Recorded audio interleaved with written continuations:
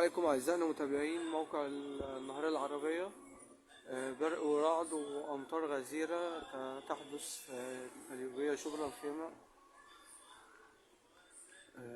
ربنا يسترها علينا جميعا. زي ما انتم حضراتكم شايفين، زي ما حضراتكم متابعين كده وشايفين البرق.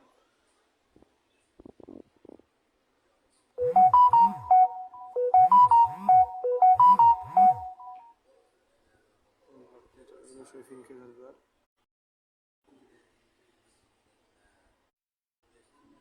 اهو، زي ما انتم شايفين.